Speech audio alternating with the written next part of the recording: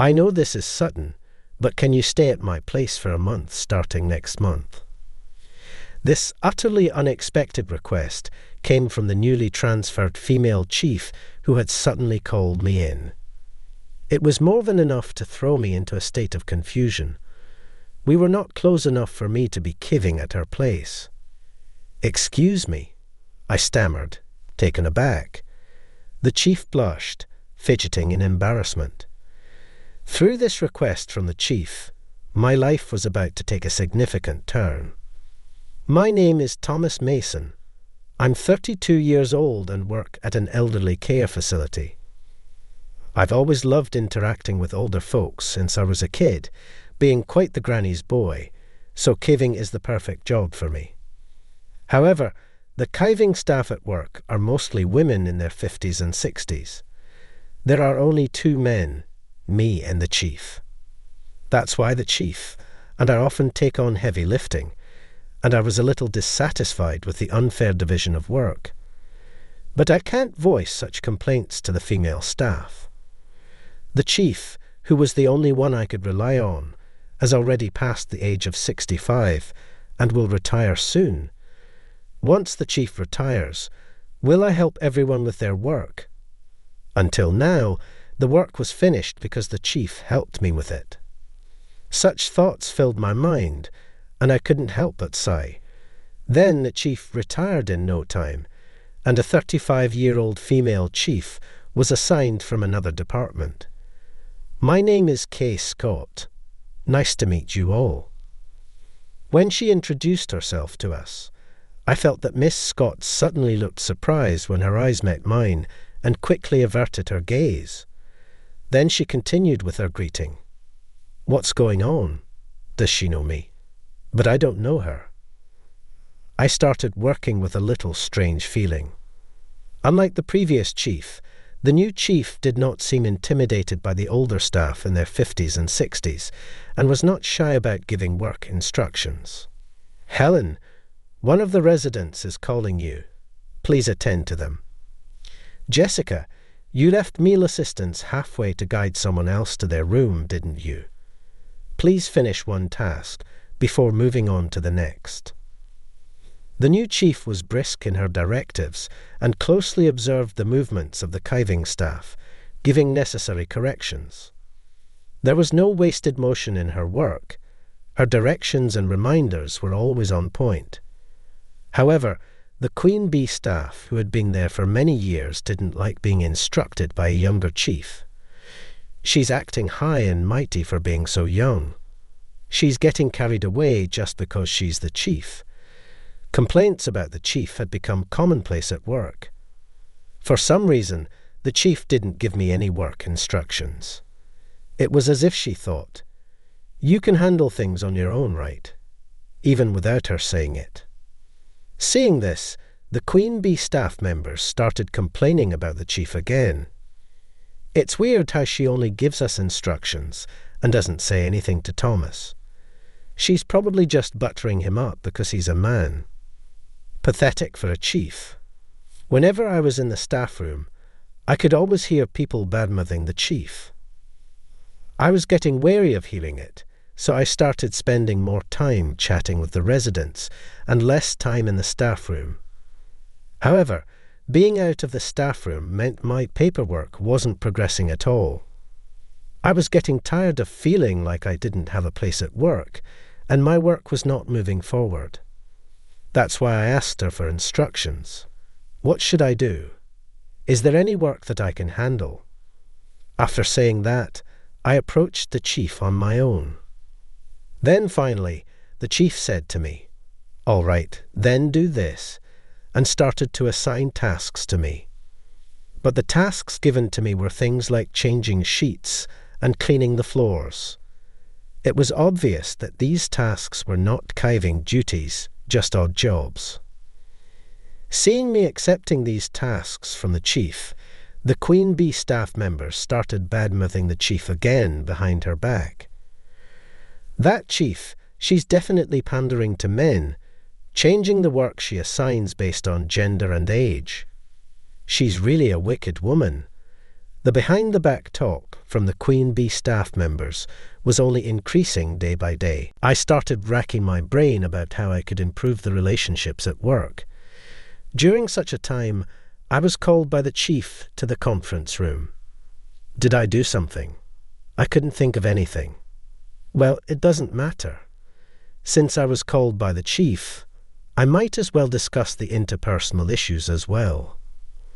As I was walking towards the conference room with various thoughts, I noticed the chief fidgeting with an unusually embarrassed look.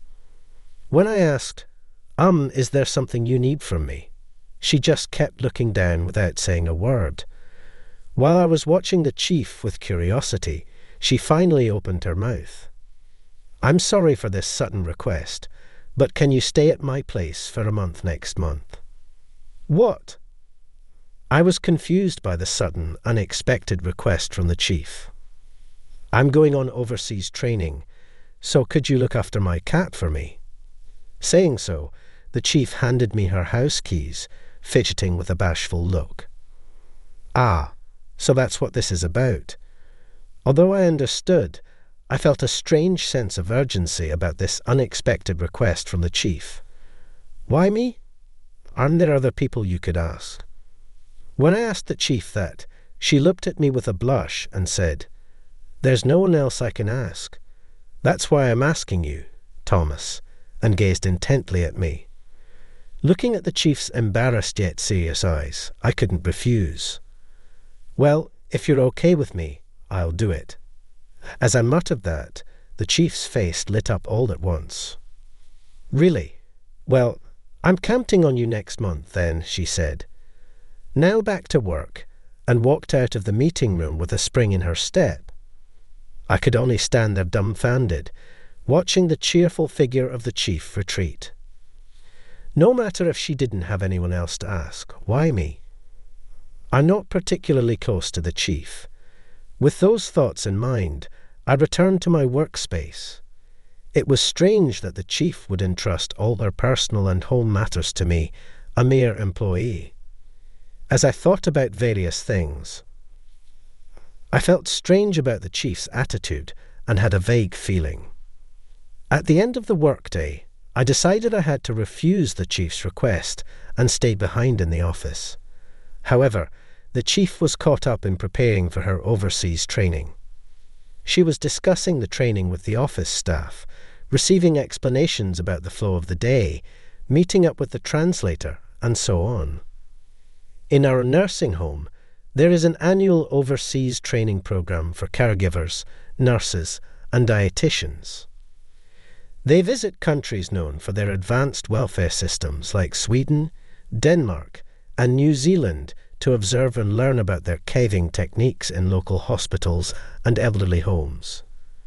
Usually, experienced employees attend to reflect on their usual caving tasks, but it seems that they couldn't gather participants this year. Apparently, the caregiver who was supposed to go suddenly couldn't make it due to a family matter. It was understandable then that the chief, who had recently transferred, was suddenly set to go on overseas training next month. As the chief busied herself with preparations for the overseas training, a month passed without me being able to say a word. The spare key she had given me still remained in my bag. The day before the chief's overseas training, I wondered, is she really going tomorrow?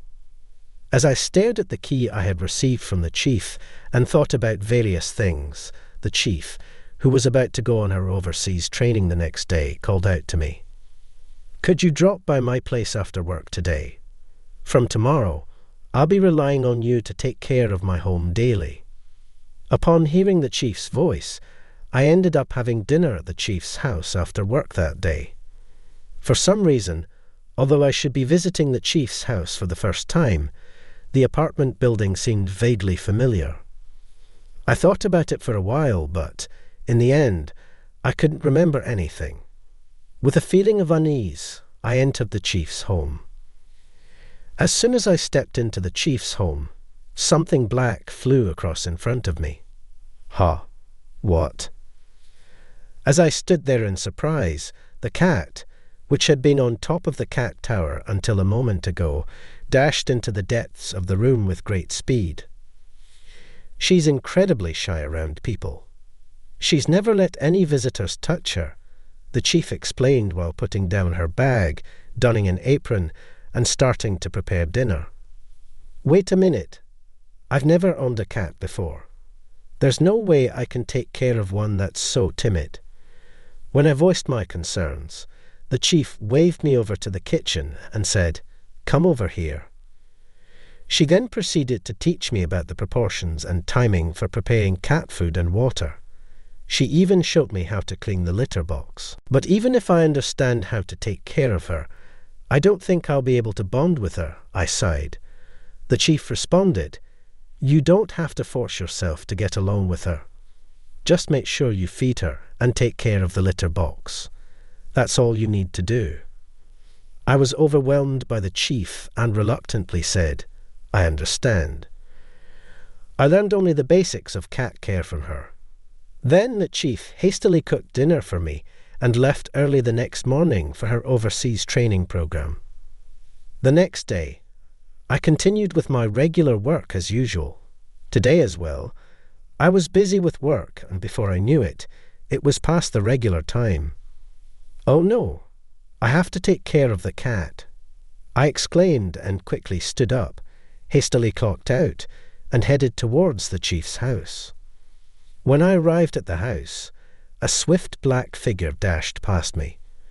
Looking up, I saw a cat tower next to the front door, and from it, the cat jumped down and fled into the room. Is it okay to jump down from such a high place? If this continues, she'll eventually get hurt. Saying so, I went into the room to replenish the cat's food and clean the litter box. As I did this, the cat watched me intently through a gap in the sliding door of the bedroom. Come to think of it, I hadn't asked the chief for the cat's name. I took the liberty of naming her Fluffy and tried to beckon her over, but the cat hissed in intimidation. I worried that this situation might be causing the kitty some stress. I said to her, "I'm going home now. Make sure you eat your food," and left the chief's house. For about a week, I went over to the chief's house daily. The cat seemed to find it strange that I, a stranger and not its owner, was visiting the house every day to feed it and clean its litter box. Slowly, she started venturing out from behind the sliding door of the bedroom, tentatively sniffing my back. However, she would jolt and retreat back to the bedroom whenever I moved. Despite this, I felt like I was gradually closing the distance with the cat. In order not to startle her, I'd carefully place a treat in front of her, keeping my movements to a minimum. Even though she'd contemplate returning to the bedroom for a moment, she'd sniff at the treat and take a bite. With such persistent efforts, the cat started to come near me. She would sniff the hem of my clothes, back hunched in caution. She would surely bolt at an incredible speed if I made any sudden move. I was unable to move, frozen in place for several minutes. I started work early at 7:00 a.m. and worked overtime. I ended up missing my lunch break and was famished. I desperately wanted to eat something, but I couldn't move. My hunger eventually won over, and I decided to move slowly. The chief had previously told me, "You can eat anything you find in the house." I got up as if in slow motion and went to the kitchen. I opened the refrigerator and scanned its contents just with my eyes. For some reason, the cat did not run away but slowly followed me, then just sat there watching me. I couldn't figure out what to eat, so I pulled out a fruit jelly that the chief had bought and placed it on the table. The cat, from under the table, looked up at me curiously as I sat there eating the fruit jelly for dinner. With all of this going on, I naturally became closer to the cat, and before I knew it, she didn't run away even when I touched her. In fact, she began to rub against me and purr. I had no idea why I was so favoured, and of course, I couldn't ask the cat. I was filled with a sense of wonder as I had never touched a cat before. I was fascinated by how soft and comforting the cat was. Without realizing it, playing with the chief's cat had become my only source of comfort after a hard day's work. Today marks the final day of the chief's overseas business trip. As always, I looked forward to playing with the cat and headed over to her house. Unusually, the cat was waiting for me at the entrance. "Ah, a welcome party. Thank you," I said to the cat, giving it a scratch. As I was doing so, I felt something odd on my hand. What's this? Was this here before? I thought to myself. Feeling the cat's belly once again, there it was. A lump, small like a marble. I don't know anything about cats, but the thought of the cat being sick filled me with anxiety. In a panic, I looked for a 24/7 veterinary clinic in a rush. To my surprise, the vet's eyes widened in shock. This seems to be a skin tumour. At this size, it would be very difficult to find unless you're frequently touching and checking the cat's body.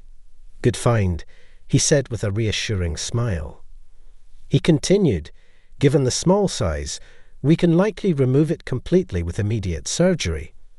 We'll have to look at the pathology report for certainty, but we should schedule the surgery as soon as possible. Despite being a popular clinic with a 1-month waiting list for surgeries, it turned out there had been a recent cancellation, so I could book the surgery. I scheduled the surgery right there, and, given my worry about the cat, I decided to stay at the chief's house for the night. This house felt familiar somehow, but it wasn't a place I knew. With that thought nagging at me, I laid down on the caving room couch, petting the cat until before I knew it, I fell asleep. The following day, the chief returned from her overseas training. Was everything okay? Did anything happen? The chief rushed over to me with a worried look. "I'm fine," I stammered, then told her about the cat's illness. "What? You noticed that?" The chief was surprised. The cat, who usually didn't let anyone else touch it, had allowed me to pet it daily. After her overseas training, the chief returned to a whirlwind of preparing for a presentation at a meeting and arranging for the cat's surgery. The surgery, which I was worried about, was a success. The results of the pathological examination revealed that it was a malignant tumour. However, because it was discovered early, the cancer was completely removed, and the possibility of metastasis was considered very low. When she finally had a moment of calm, she wanted to thank me again and invited me to her house. As soon as I arrived, the cat, with its eyes shining, approached me with its tail up. Watching me and the cat, who kept rubbing up against me fervently, the chief started to speak. "You've always been such a perfect gentleman, even back then. I can see why my sister and the cat chose you." I widened my eyes and asked, "What do you mean?" But as I looked at her face, I remembered something. I was always a bit more mature than my classmates in elementary school, partly due to my physical build. I know it might sound weird to say this, but I was a bit of a heartthrob and was quietly popular among the girls. In the 6th grade, I became an official couple with my first love, and our relationship lasted until middle school. Looking at us, her sister would watch us with an envious look, like, "You guys are lucky." Could it be you're the sister of my first love? When I said that to the chief, she laughed with a bright smile and said, "Did you just notice?" Then she told me a story. After my first love, and I broke up in middle school, her parents divorced. Her sister went to live with their mother, and the chief went with their father. Their father passed away from cancer a few years ago. She hasn't been able to get in touch with her sister or her mother. Feeling left behind and lonely, Kay started keeping a cat a few years ago. This house is actually her childhood home. But it's changed a lot recently as the area has been developed into a new residential area. The apartment was also renovated, which is why I didn't recognize it. To distract herself from her loneliness, she had been putting on a brave face at work. Then she was transferred to my department, and we were reunited. I secretly had a crush on you as I watched how seriously you cared about my sister, she said, smiling shyly. Unlike when she was at work, she had a really kind and cute atmosphere. I felt an electric shock course through me, blindsided by this unexpected revelation of our past connection. From that moment, I found myself frequently visiting her house to see the cat. You've done so much for the cat. It's gotten much better thanks to you. I can't thank you enough. She'd repeatedly expressed her gratitude. To which I replied that I wanted something in return. When she asked what I wanted, without missing a beat, I pointed towards the entrance hall and said, "I'll take that." She looked confused until I held up the spare keys to her house. This is what I meant. Understanding dawned on her, and her cheeks flushed a sweet pink. She was so cute that I hugged her. From that day on, our relationship officially started. "Just keep it quiet at work, okay?" she asked shyly. I noticed a softening in her personality since we started dating. Hasn't the chief been particularly nice to us lately? Maybe something good happened to her. Has she got a boyfriend now? As I watched her laugh off the remarks from the Queen Bee staff, I felt a sense of relief and couldn't help but smirk. I hope you enjoyed the story. Subscribing to the channel can be a great motivation for us. See you in the next video.